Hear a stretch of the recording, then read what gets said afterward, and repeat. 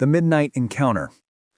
Marcus Chen pressed his palm against the scanner, and the warehouse door groaned open, revealing darkness punctuated by emergency lighting strips, the kind of deep industrial silence that usually meant everything was right where it should be, except tonight something felt wrong. He stepped inside, his boots echoing against the concrete floor. His manifest showed 3 containers of medical supplies that needed loading before dawn, routine work for a cargo pilot, the kind of job that paid for Mia's school uniforms and kept their tiny apartment warm during the cold season. Then he heard it, a soft sound, almost like breathing, but not quite human. "Security's already swept this sector," Marcus called out, his hand moving instinctively toward the pulse baton on his belt. "Whoever you are, you're trespassing on licensed corporate property." Silence stretched for 3 heartbeats. 4. 5. "Please," a voice emerged from behind a stack of cargo crates, feminine and strained. "Please don't call them." Marcus moved slowly toward the sound, his baton now gripped firmly in his right hand. When he rounded the corner, his breath caught in his throat. She was curled against the wall, her skin a deep violet purple that seemed to shimmer even in the dim light. Blood, darker than human blood, stained her torn clothing along her left side. Her eyes, large and amber-colored, fixed on him with a mixture of desperation and defiance. "You're hurt," Marcus said, stating the obvious, because his brain was still catching up to what his eyes were seeing. "Observant," she replied, attempting a smile that came out more like a grimace. "I suppose that's why they pay you the big credits." "They pay me enough to know I shouldn't be talking to an undocumented alien bleeding in a restricted warehouse," Marcus countered, but he didn't activate his communicator, didn't call security, didn't do any of the things protocol demanded. The woman tried to stand, using the wall for support. She managed about halfway before her legs gave out. Marcus moved without thinking, catching her before she collapsed completely. "Easy," he said, supporting her weight. "How bad is it?" "Bad enough that I'd rather die here than let them take me back," she whispered, her voice thick with pain and something else, something that sounded like absolute certainty. Marcus looked toward the warehouse exit, then back at the mysterious woman in his arms. Every instinct screamed at him to walk away, to leave her here, to protect the life he'd carefully built for himself and Mia. His daughter was home right now, probably curled up with that ancient stuffed rabbit she refused to part with, trusting that her father would come home safely like he always did. "What's your name?" Marcus asked, already knowing he was about to make a terrible decision. "Kira," she said softly. "My name is Kira." "Right, Kira, I'm going to regret this." Marcus shifted his grip, taking more of her weight. "My truck's outside. We're going to walk very calmly to it, and you're going to explain to me why I shouldn't leave you here." "Because whoever's hunting me won't stop at just me," Kira said, meeting his eyes with an intensity that made his chest tighten. "They'll erase anyone who's seen me, anyone who knows I was here." "Fantastic," Marcus muttered, guiding her toward the exit. "Nothing like a little cosmic-level threat to spice up a Tuesday."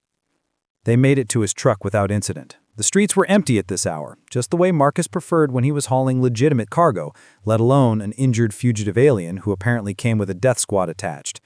Kira collapsed into the passenger seat with a soft gasp. Marcus started the engine, pulling out slowly, keeping his speed exactly at the limit. "My apartment's not far," he said, navigating through the industrial sector, "but I have a 7-year-old daughter there. If you're bringing danger to my door, I need to know right now." "I'll leave," Kira said quietly. "Just give me somewhere to rest for a few hours. I'll be gone before sunrise." Marcus glanced at her, taking in the way she held her injured side, the exhaustion written across her features, the purple skin that marked her as different in a world that wasn't always kind to different. "Let's start with getting you patched up," he said, turning onto his street. "Then we'll figure out the rest." His apartment building looked exactly as he had left it. Shabby but secure, with Mrs. Park's window garden still blooming on the 3rd floor, and Mr. Santiago's ridiculous lawn ornament collection cluttering the entrance.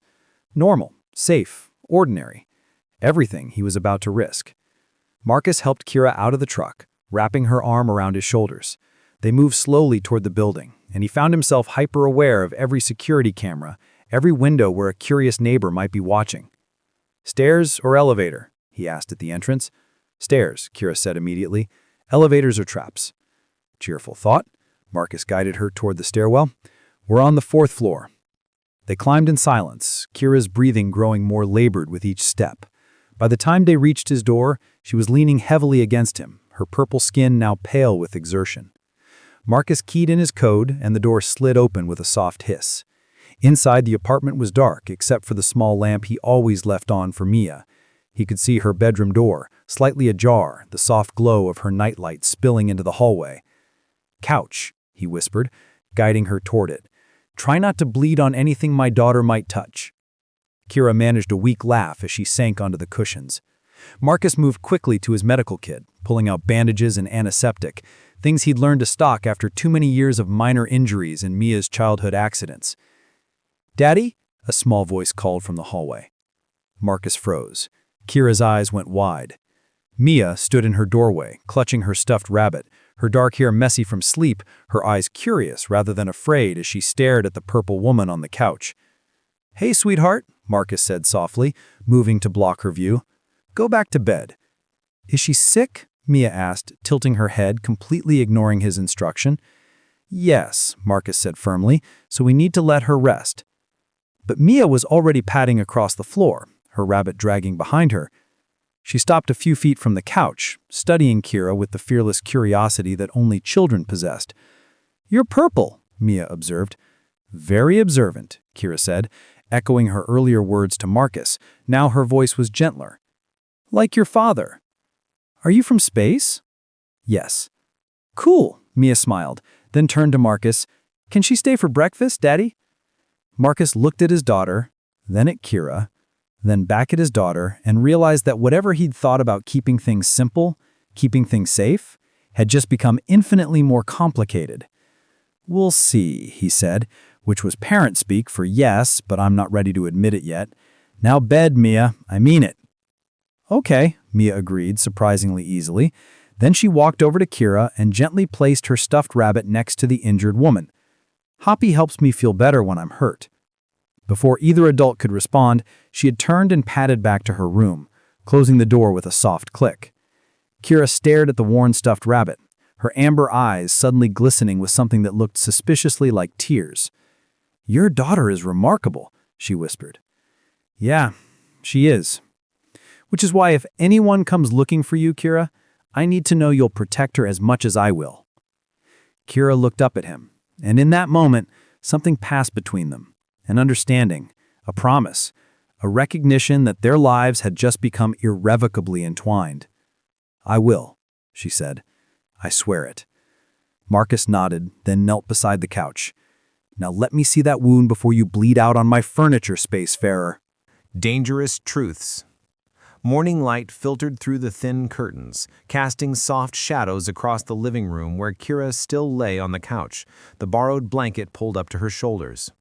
Marcus had spent most of the night in the chair opposite, watching her sleep, watching the door, waiting for something terrible to happen. Nothing had. Yet. The smell of instant coffee filled the small kitchen as Marcus moved quietly, trying not to wake either of his unexpected guests.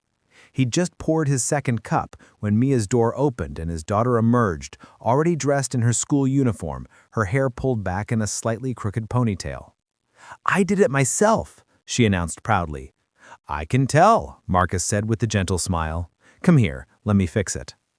While he worked on straightening Mia's hair, Kira stirred on the couch, her eyes opened slowly, taking in her surroundings with a careful assessment of someone who'd learned never to trust safety. "Good morning," Mia called out cheerfully. "Daddy says you can have breakfast with us." "I said maybe," Marcus corrected, but he was already pulling out an extra plate. Kira sat up slowly, testing her bandaged side.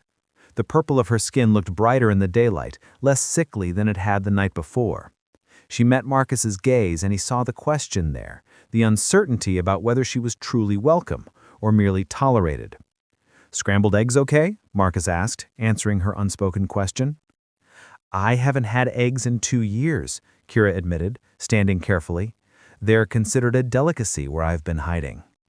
"Well, they're just breakfast here," Marcus said, cracking 4 eggs into a pan. "Mia, set the table, please."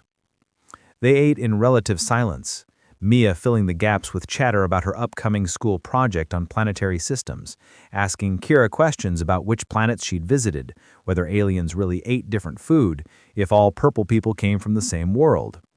Kira answered each question with patience and surprising gentleness, and Marcus found himself watching the way she smiled at his daughter, the way some of the hardness in her eyes softened when Mia laughed.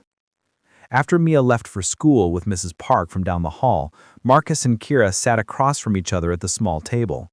The apartment felt too quiet now, too small for the conversation they both knew was coming. "You need to tell me everything," Marcus said, his voice low and serious. "No more vague warnings about hunters. I need the full truth." Kira nodded slowly, her hands wrapped around her coffee mug as if drawing warmth from it. "I worked for the Nexus Corporation," she began. "They're one of the largest resource acquisition companies in the outer sectors. At least that's what they call themselves publicly." "And privately?" "Privately, they're a planetary exploitation syndicate." Kira's voice hardened. "They identify worlds with valuable resources, destabilize the local populations through carefully orchestrated conflicts, then move in as peacekeepers offering aid." "Let me guess," Marcus said, "the aid comes with conditions?" "Conditions that strip those worlds of sovereignty, of resources, of dignity," Kira confirmed. "I was an intelligence coordinator. My job was to assess potential targets, evaluate their defensive capabilities, their political structures." Marcus leaned back in his chair, studying her. "And you just went along with this?" "I told myself I was just gathering information," Kira said quietly, shame coloring her words. "That I wasn't responsible for what others did with that information. Classic rationalization of someone who doesn't want to see the monster they've become." "What changed?" Kira's hands tightened around her mug. 6 months ago, they sent me to evaluate a colony world called Terra Nova. Small population, mostly agricultural, rich in rare earth minerals beneath their farmland. She paused, taking a shaky breath. "They had children there, Marcus. Thousands of children, schools and playgrounds and families. I watched them for weeks, documented their infrastructure, their defenses, everything Nexus needed to know. Then what happened? Then I filed my report and moved on to the next assignment." Kira's voice broke slightly. 3 weeks later, Terra Nova suffered a catastrophic environmental collapse. Their water supply became contaminated with a mysterious biological agent. Within 6 months, the colony was abandoned. Marcus felt his stomach turn. "Nexus did it?" "Nexus orchestrated it," Kira corrected. "And I'd given them the roadmap. I'd identified their water treatment facilities, their lack of backup systems, their medical limitations." "You couldn't have known." "But I should have." Kira looked up at him, her amber eyes fierce with self-recrimination. "I should have questioned, should have refused, should have done something other than file my reports and collect my pay." "So you started investigating." "I started asking questions," Kira confirmed. "Questions that made my supervisor nervous, questions that got me reassigned to desk work, questions that eventually led me to a restricted database." She reached into her pocket and pulled out a small data chip, no bigger than Marcus's thumbnail. "This contains 5 years of operational records, classified mission briefs, resource extraction projections, casualty estimates, everything Nexus has done, every world they've destroyed, every population they've displaced." "That's what they're hunting you for. That's what they'll kill anyone to retrieve," Kira said. "Because this information, if it reaches the Galactic Council, if it gets broadcast across legitimate news networks, Nexus will be dismantled. Their executives will face trial for crimes against sentient populations." "Why not just release it?" Marcus asked. "Upload it to every network you can find." "I tried," Kira said bitterly. "Nexus has kill switches embedded in most commercial networks, automated scrubbers that detect and erase this kind of data before it can propagate. I need access to a hardened broadcast array, something that can push the information faster than their scrubbers can react. Like a military communications hub, or an orbital relay station, somewhere with enough bandwidth and protection to get the message out before they shut it down." Marcus ran a pan through his hair. "And you just happened to end up on a planet with one of the largest civilian orbital stations in this sector?" "Not happened," Kira admitted. "I planned it. I've been working my way here for 3 months, staying ahead of their hunter teams, trying to find a way to access the station. But something went wrong. They were waiting at my last safe house. My contact, the person who was supposed to help me, he was working for them. They ambushed me. I barely got out. Marcus absorbed this, his pilot's mind already calculating risks, trajectories, consequences. There was someone else, he said carefully. You mentioned a partner last night. Kira's expression shifted, something raw and painful crossing her features. His name was Darius, she said softly. He was a data analyst for Nexus, brilliant with systems and encryption. We worked together for 3 years before I realized I had fallen in love with him. He knew what you were planning? He helped me plan it, Kira said. When I found the evidence, when I understood what we had been part of, I went to him. I thought he'd tell me I was crazy, that I was seeing conspiracies where there were none. But he didn't. He'd known for longer than I had, Kira's voice cracked. He'd been collecting his own evidence, building his own case.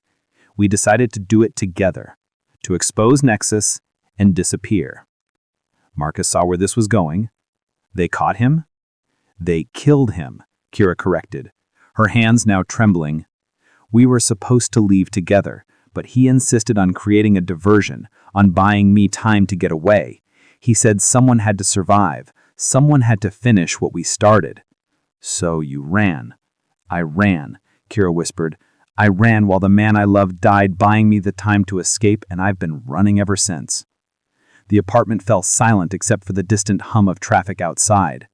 Marcus looked at this purple-skinned woman sitting across from him, this fugitive who carried the weight of worlds on her shoulders and the ghost of a lost love in her eyes. You're not going to stop, he said, not a question, but a statement. I can't, Kira said. If I stop, if I give up, then Darius died for nothing. Terra Nova died for nothing. All those children, all those families. Marcus stood, walking to the window, looking out at the ordinary street below, the normal people living their normal lives, completely unaware that in a small apartment above them, someone was plotting to take down a galactic corporation. You need help, he said finally. I know. And you think I can provide it? You're a licensed cargo pilot. You have clearance to approach the orbital station. You know the protocols, the schedules. Marcus turned to face her. You're asking me to smuggle you onto a restricted military facility. I'm asking you to help me finish what Darius started. I'm asking you to stop Nexus from destroying another world like Terra Nova. And if we fail, if they catch us, they'll kill Mia too, won't they? To tie up loose ends? Kira's face went pale, even paler than her purple skin should allow. Yes. At least you're honest. I won't lie to you, Marcus, Kira said firmly. Not about this, not about anything. You saved my life last night. You've shown me more kindness than I deserve. The least I can offer you is the truth. Marcus looked at her, really looked at her, seeing beyond the alien features to the person beneath, someone who had lost everything, who was fighting for something bigger than herself, who was asking him to risk everything he had for a cause he hadn't asked to be a part of. My daughter thinks you're cool, he said after a long moment. Kira blinked, thrown by the non sequitur. What? Mia, Marcus clarified. She told me this morning while you were sleeping that she thinks you're the coolest person I've ever brought home. I'm the only person you've brought home, Kira guessed. In 3 years, yes. Since her mother died, it's just been us, and I've been okay with that. The growing bond. 3 days passed in careful routine. Marcus went to work, keeping everything normal, while Kira stayed hidden in the apartment. During the day, she studied security protocols and station layouts. At night, after Mia went to bed, she and Marcus planned their approach. But something else was happening too, something neither of them had anticipated. Tell me about her mother, Kira asked one evening as they sat together on the couch, blueprints spread across the coffee table. Marcus looked up, surprised by the question. Sarah. She was a medical technician, worked at the children's hospital downtown. He smiled softly at the memory. She was terrible at cooking, but insisted on trying every weekend. Mia has her smile, Kira observed. Yeah, Marcus agreed quietly. She does. Kira traced a finger along the edge of a blueprint, not really seeing it. Darius used to say I was too serious, that I needed to learn how to laugh at terrible jokes. Did you? Eventually, she said. He was very persistent. They sat in comfortable silence for a moment. Marcus found himself noticing small things about her, the way she tucked her purple hair behind her ear when she was thinking, the slight accent that colored certain words, the graceful movement of her hands even when doing something mundane. "You're staring," Kira said without looking up. "Sorry." Marcus didn't sound sorry. She turned to face him, amber eyes searching his. "This is complicated." "Yeah, we barely know each other." "True. And we're planning something incredibly dangerous." "Also true." Marcus shifted closer. "But that doesn't change the fact that I enjoy talking to you, that Mia lights up when you're around, that for the first time in 3 years this apartment doesn't feel quite so empty." Kira's breath caught. "Marcus." "I know. Wrong time, wrong circumstances, possibly wrong species for all I know about interstellar dating protocols." Despite everything, Kira laughed, a real, genuine laugh that transformed her whole face. "There are no protocols, trust me." "Good," Marcus said, "because I'm terrible at following rules anyway." The next evening, Mia insisted on showing Kira her room, dragging the purple woman by the hand to see her collection of star charts and planet models. Marcus watched from the doorway as Kira sat cross-legged on the floor, listening intently while Mia explained each planet's atmosphere and gravitational pull. "And this one's where purple people come from, right?" Mia asked hopefully, holding up a model. "Not quite," Kira said gently. "My world is much further away, beyond where your charts reach." "Is it pretty?" Kira's expression grew distant. "It was, once, before the wars, before everything changed." "Can you go back?" "No, sweetheart," Kira said softly. "Some places only exist in memory now." Mia considered this with the seriousness only children could muster. Then she placed the model in Kira's hands. "You can have this one then. Pretend it's your home." Marcus saw the moment Kira's composure cracked. She pulled Mia into a hug, holding the child close, her eyes squeezed shut. "Thank you," Kira whispered. "That's the kindest gift anyone's given me." Later, after Mia was asleep, Marcus found Kira standing by the window, the small planet model in her hands. "She's gotten attached to you," he said quietly. "I know. I should be more distant, should prepare her for when I leave." "Who says you have to leave?" Kira turned. "Marcus, even if we succeed, even if we expose Nexus, I'll still be a wanted fugitive. I'll have enemies, people who won't forget what I've done." "Then we deal with them too." Marcus moved beside her. "Together." "You keep saying that word." "Because I mean it," he said. His hand found hers, their fingers intertwining. Purple and brown, alien and human, two people who shouldn't work, but somehow did. Kira looked down at their joined hands. "I'm frightened," she admitted. "Not of the mission, not of dying, but of this, of feeling something again, of hoping." "Hope is terrifying," Marcus agreed, "but it's also what keeps us alive." She leaned against him, her head resting on his shoulder. "Darius would have liked you. You have his stubbornness, his refusal to accept defeat." "I think I would have liked him too," Marcus said honestly. "He clearly had good taste in people to fall in love with." Kira pulled back slightly to look at him. "Is this what this is?" "I don't know," Marcus admitted, "but I'd like to find out, if we survive long enough." "That's a big if." "Then let's make it a certainty." And slowly, giving her every chance to pull away, he leaned in. The kiss was gentle, tentative, a question asked and answered. Kira's lips were warm against his, her hand coming up to cup his face. When they separated, both were breathing harder. "We should focus on the mission," Kira said, but she didn't move away. "Absolutely," Marcus agreed, pulling her closer. "I mean it. We need to review the security protocols." "Right now?" "Yes, right now, but maybe in a few minutes." "Minutes work," Marcus said, kissing her again.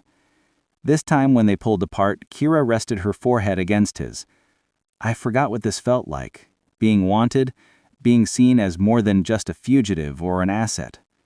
You're neither of those things, Marcus said firmly. You're Kira. You're brilliant and brave, and somehow patient enough to explain planetary rotation to my daughter for 45 minutes. She's special. So are you. They stood there together, the city lights creating shadows across the room. Tomorrow they would finalize their plans. Tomorrow they would begin the dangerous work of infiltrating the station.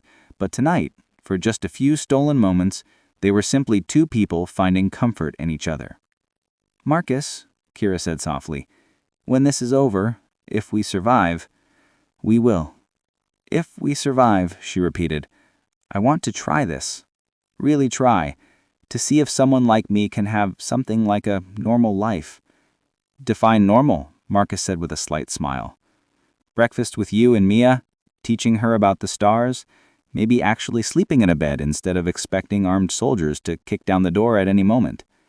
That sounds perfect. It sounds impossible. Most of the best things do. Marcus kissed her forehead gently. Now come on, let's actually look at those protocols before I forget why we're doing this. You're doing this for Mia. I'm doing this for all of us, Marcus corrected, taking her hand and leading her back to the couch. For every kid like Mia who deserves to grow up safe. For you to have a chance at that normal life. And maybe, selfishly, because I'm tired of being alone. Kira squeezed his hand. We're going to make it, aren't we? Yes, Marcus said with more confidence than he felt. We are. They worked late into the night, planning, preparing, stealing glances at each other when they thought the other wasn't looking. And when exhaustion finally claimed them both, they fell asleep on the couch together, her head on his chest, his arm around her shoulders, two people against the galaxy, finding strength in each other. Outside, surveillance drones circled the building. Inside, Mia dreamed of purple planets and distant stars. And between them, Marcus and Kira slept, unaware that their time was running out faster than they knew. Tomorrow, everything would change. The desperate plan. Marcus woke to the soft chime of his comm unit. For a moment he was confused by the weight against his chest. Then he remembered. Kira, still sleeping. Her purple skin almost luminescent in the early morning light. The comm chimed again. He carefully extracted himself from the couch and checked the message. His blood ran cold. Kira, wake up, he said urgently. Her eyes snapped open instantly. Years of running had trained her to wake alert. What is it? My supervisor at the docks. Marcus showed her the message. Mandatory security sweep today, all personnel, full background checks and residence verification. Kira was on her feet immediately. They're looking for me. Nexus must have flagged your cargo route, traced you from the warehouse. We have maybe 6 hours before they connect the dots, Marcus said, his mind racing. We can't wait any longer. Today then, Kira said. We do it today. Daddy, Mia's voice came from her doorway. Why are both of you awake so early? Marcus forced himself to smile. Hey, sweetheart, how do you feel about spending the day with Dr. Reyes? Mia's face lit up. Really? She lets me use her telescope? Really, Marcus confirmed, grateful that his daughter loved his old friend. Go get dressed. We need to drop you off before work. After Mia disappeared into her room, Kira touched Marcus's arm. If anything happens to me today, promise me you'll take Mia and disappear. Change your names. Leave this planet. Nothing's going to happen, Marcus said firmly. Promise me. He looked into her amber eyes, saw the fear there mixed with determination. I promise, but only if you promise to stop planning your dramatic sacrifice. I can't. Try. He pulled her close, kissing her fiercely, desperately, like it might be the last time. When they broke apart, both were shaking. I don't want to lose this, Kira whispered. I just found you. Then we fight for it, Marcus said. We fight for breakfasts and telescope lessons and boring normal days. 30 minutes later, they dropped Mia at Dr. Sofia Reyes's apartment. The older woman asked no questions, simply hugged Mia and gave Marcus a look that said she knew something was happening. "Be careful," Sophia said quietly as Marcus turned to leave. "Always am," he lied. The drive to the orbital station was tense. Kira had changed into maintenance coveralls Marcus had stolen from work, her purple skin hidden beneath makeup that made her look almost human from a distance. "The service entrance opens every hour for supply deliveries," Marcus explained as they approached the massive structure. "I have a legitimate cargo run scheduled. You'll be hidden in a maintenance crate. And once inside, you'll have 15 minutes before the next security sweep." I handed her a modified access card. "This will get you through 3 checkpoints. After that, you're on your own until you reach the communications hub." "What about you?" "I'll be exactly where I'm supposed to be, unloading cargo, playing the oblivious pilot." Marcus pulled into the loading bay. "Kira, the moment you upload that data, alarms will sound everywhere." "I know. They'll lock down the entire station." "I know that too." Marcus grabbed her hand. "Bay 7. That's our emergency meeting point. No matter what happens, you get to Bay 7. My ship will be there." "What if I don't make it?" "Not an option," he said fiercely. "You promised me breakfast, remember? You don't get to break that promise." Kira smiled despite the fear. "Demanding man. You have no idea." Marcus kissed her one more time, then helped her into the maintenance crate. 15 minutes. Bay 7. Don't be late." "Marcus," she said as he prepared to seal the crate, "thank you. For everything. For seeing me as more than a fugitive. For giving me a reason to want to survive. Save it for later, when we're home and safe and me is demanding another star lesson." He sealed the crate and loaded it onto his cargo hauler. The checkpoint guards barely glanced at his credentials before waving him through. Too easy, Marcus thought, which meant the real trouble was waiting inside. The station's interior was a maze of corridors and checkpoints. Marcus followed his designated route, his heart hammering every time a security officer passed. At the 4th junction, he set the crate down with the others and walked away, trusting Kira to do what she did best: survive. Minutes crawled past. Marcus went through the motions of his cargo check, signing manifests, chatting with other pilots, all while watching the security feeds on his datapad. Then he saw it. A purple flash moving through a restricted corridor. Kira was inside, heading for the communications hub. His comm unit buzzed, a coded message from her. "In position?" Marcus typed back quickly.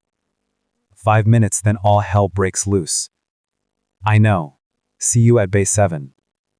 "Count on it," he typed, then added, "I love you." The response came immediately. "Now you tell me, I love you too, stupid human." Marcus smiled despite everything. Then he started moving toward Bay 7, walking fast, but not running, just another pilot heading to his ship. He was 3 quarters away when the alarm started. Red lights flooded the hallways. Automated voices announced a security breach. Blast doors began sealing sections of the station. Marcus ran. Behind him he heard shouting, the sound of boots on metal grating, the whine of weapons powering up. He didn't look back. Bay 7 was ahead. His ship sat waiting, engines already warming because he'd learned years ago to always be ready to run. But Kira wasn't there. "Come on," Marcus muttered, watching the corridor. "Come on, Kira." A blaster was closing across the main approach. Through the narrowing gap he saw her, running flat out, purple skin now visible where the makeup had smeared. "Kira, move!" he shouted. She dove under the closing door with inches to spare, rolling to her feet and sprinting toward him. Behind her, security forces poured through, weapons raised. He fired up his ship's boarding ramp, grabbed Kira's hand as she reached him, and pulled her inside. "Go, go, go!" she gasped. He was already moving, the ship lurching forward as he sealed the hatch and threw power to the engines. The bay doors were closing, but Marcus had flown tighter gaps. They burst through with seconds to spare, the ship's hull scraping against the closing door with a horrible screech of metal on metal. Then, they were in open space. Alarms shrieking, pursuit craft launching behind them. "Did you do it?" Marcus asked, hands flying across the controls. "It's broadcasting right now," Kira confirmed, pulling up a display. "Every network in the sector, every news outlet, every government database."